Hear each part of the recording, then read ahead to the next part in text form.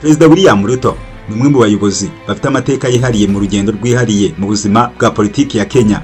Yamenyekanye nk'umunyapolitike w'intangarugero waturutse mu muryango usanzwe akazamuka ku rugero rwiza ku rwego rwo hejuru mu buyobozi bw'igihugu. Iki cyegeranyo kigamije kugaragaza ubuzima bwe, urugendo rwe rwa politike, imirimo yakoze mbere yo kuba perezida, ndetse n'impinduka n'ingamba yatangije gushyira mu bikorwa kuva yatangira kuyobora Kenya. Ubusobanuro bwimbitse kuri William Ruto buzagufasha gusobanukirwa neza nk'umuyobozi ndetse no gusobanukirwa uruhare rwe muri politike n'iterambere ry'igihugu cye. William Samoei Arap Ruto ni perezida wa gatanu wa Kenya, akaba ari ku butegetsi kuva ku itariki ya 13 Nzeri 2022.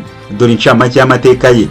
Uyu mugabo yavutse ku itariki ya 21 Mutarama mu 1967, avukira mu mudugudu wa Sambuti Kamaguti mu ntara ya Rift Valley. Akaba ari umunyakalenjine wize mu mashuri ya Kamaguti, Keloteti Walengi na Kapsabeti, aho yasoje amashuri yisumbuye. Yize muri kaminuza ya Nairobi, aho yakuye impamyabumenyi mu bijyanye n'ibimera Botany and Zoology mu 1990.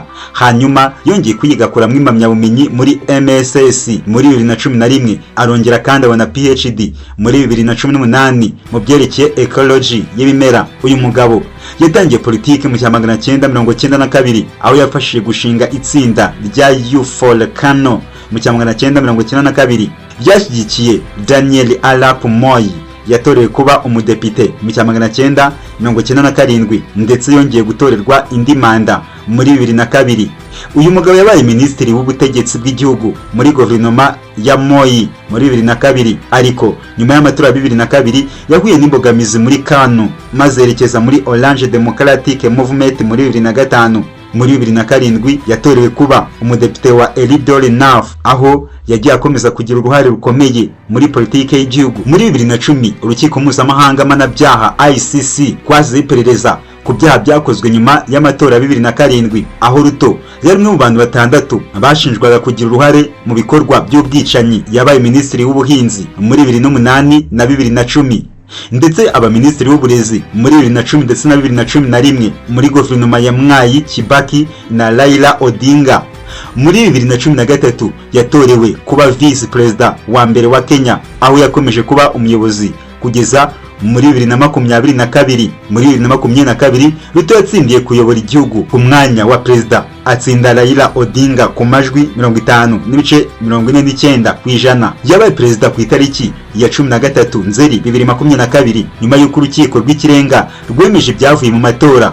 Mu gihe cye yibanze ku guhangana n'imihindagurikire y'ibihe, aho yijeje ko Kenya izava gukoresha ingufu zituruka ku byuka bihumanya ikirere bitarenze 2030. Muri 2024 habaye imyigaragambyo ikomeye mu gihugu, aho abaturage barenga 50 bishwe, abandi 361 barakomereka, ndetse benshi bafatwa bugwate.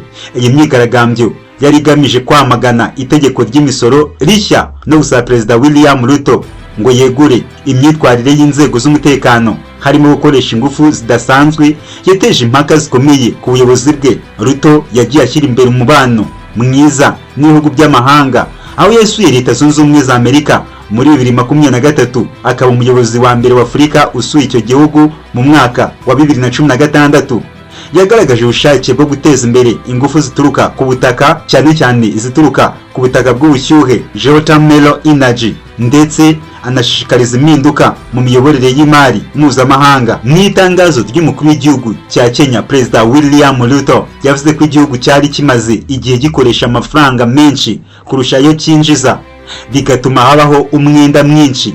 Yavuze ko guverinoma ye yahisemo gushyira imbaraga mu kongera umusaruro w'ubuhinzi aho gushyira imbaraga mu gutanga inkunga z'imisoro kugira ngo habeho ubukungu burambye. Perezida William Ruto yavuze ko guverinoma ye yashyizeho gahunda yo gutanga ifumbire ku baturage 6,450,000 mu turere 45 hagamijwe kongera umusaruro w'ibiribwa. Yavuze ko ubu igihugu gifite ibiribwa bihagije birimo imifuka 47,000,000 by'ibigori, ndetse imifuka 8,800,000 by'ibishyimbo, imifuka nanone 101,000 by'ubwoko bw'ibinyampeke, n'imifuka nanone 2,100,000 by'ibirayi. Perezida William Ruto yavuze ko guverinoma ye yashyizeho gahunda yo guteza imbere ubuhinzi bw'ibisheke bivamo amasukari, aho inganda 17 z'amasukari ziri gukora neza kandi izindi enye ziri kubakwa. Uyu mugabo yavuze ko kandi igihugu cye kigiye kuyobora ibindi bihugu byose mu gukora amasukari, aho yagaragaje ko kigiye kuba gifite umusaruro uhagije ku isoko ry'imbere mu gihugu. Mu rwego rw'ubukungu, Perezida William Ruto yavuze ko igihugu cyagize izamuka rya 5.6% mu mwaka wa 2023 kandi agaragaza ko izamuka ryakomeje mu mwaka wa 2024 na 2025 bakavuga ko rigomba gukomeza. Yavuze ko igihugu cyabashije kugera ku rwego rwo hejuru mu kubika amafaranga y'igihugu, aho ubu bafite miliyari 9,500 z'amadolari zishobora kugura ibicuruzwa by'ukwezi kumwe n'igice. Perezida William Ruto kandi yavuze ko guverinoma ye yashyizeho gahunda yo guteza imbere ikoranabuhanga, aho serivisi za leta zirenga 20 zashyizwe ku murongo wa internet bigatuma bagukusanya imisoro neza. Yavuze ko kandi gahunda ya Hustler Fund imaze gutanga miliyari 60 z'amashiringi ya Kenya, ikaba yarafashije abaturage benshi kubona inguzanyo. Mu rwego rw'ubuzima, Perezida William Ruto yavuze ko gahunda ya Taifa Care yo gutanga ubwisungane mu kwivuza ku baturage bose igeze ku rwego rwo hejuru, kandi nanone avuga ko guverinoma ikomeje gukemura ibibazo by'ubuzima mu gihugu. Mu rwego rw'uburezi, Perezida William Ruto yavuze ko guverinoma ye yashyizeho gahunda yo kubaka amashuri, aho amashuri menshi yubatswe, abarezi benshi barahugurwa, kandi gahunda y'uburezi ishingiye ku bushobozi bw'umunyeshuri yavuze ko irimo gutangwa.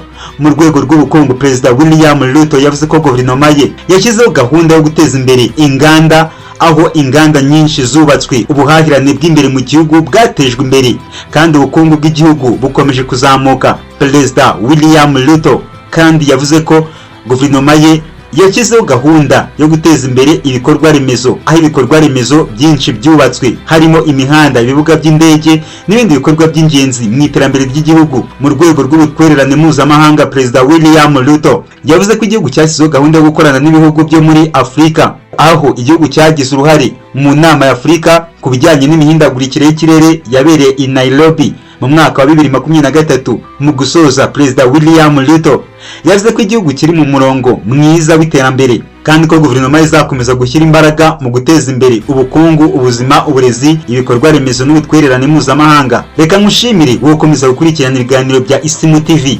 Musaba gukora subscribe, share, like, comment ku ISIMU TV kugira ngo amakuru n'ibiganiro byacu bikomeze bikugereho umunsi ku wundi. Ngiye gutegura iki kiganiro, nitwa Justin Mind Harerimana.